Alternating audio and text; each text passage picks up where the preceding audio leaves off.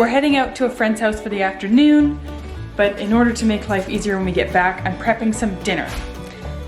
So, I'm making mashed potatoes, and it almost feels like cheating giving you this recipe because it's so dang simple.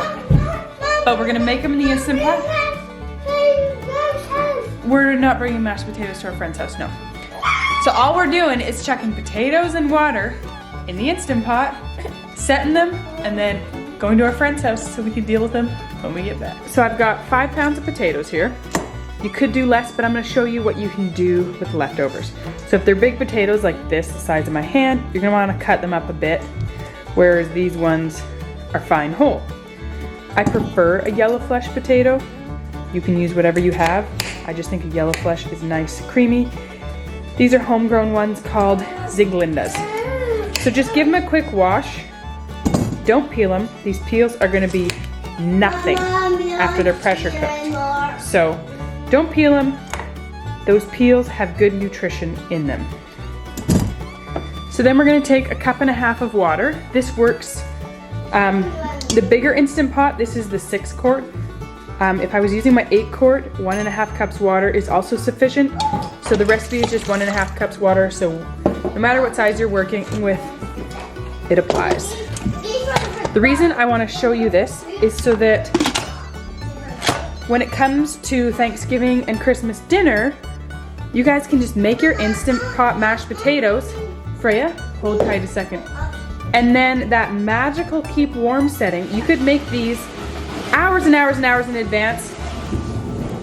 Once it's finished pressure cooking and we've mashed them and added all our stuff, keep it on keep warm for hours and it's gonna keep them perfect. So it's something you can get done ahead of time. You don't have to tie up oven space or be rushing last minute to get the mashed potatoes done. Get them done and they can wait in here.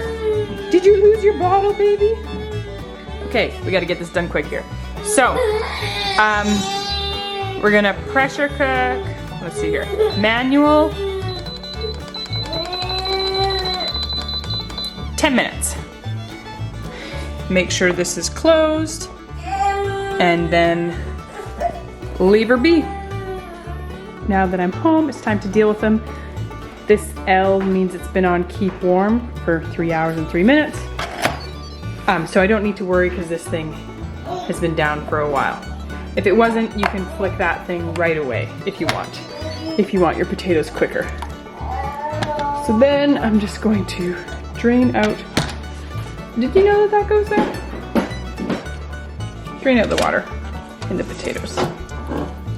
So now that I've drained the water, I add in 1/2 cup of butter, and I just want to make sure the butter is covered by potatoes while it melts and I add in the other things.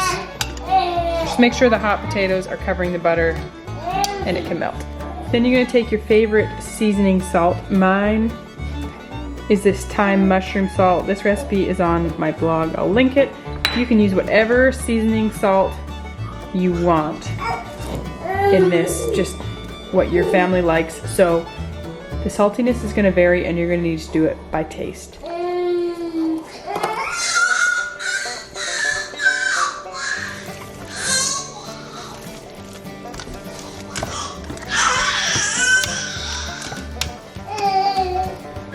That was really a two-handed job there. But as you can see, they are nice and creamy and delicious.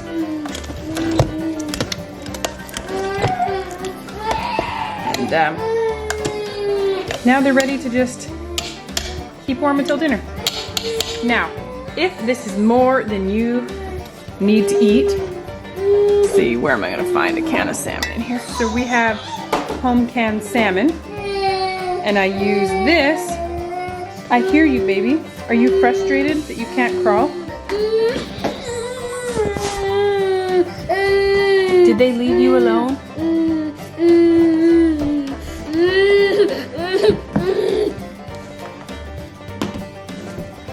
Oh, you want that jar now. Anyways, we have home canned salmon and that mashed potatoes and canned salmon. You can buy salmon, obviously.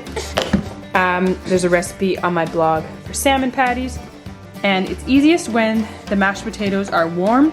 So I'd suggest right now, do tomorrow's self a favor and grab out some of those mashed potatoes and mix up some salmon patties. And then you can put the mix in the fridge for tomorrow's dinner. Or in a couple days' dinner. But do yourself a favor. Right, Rowie?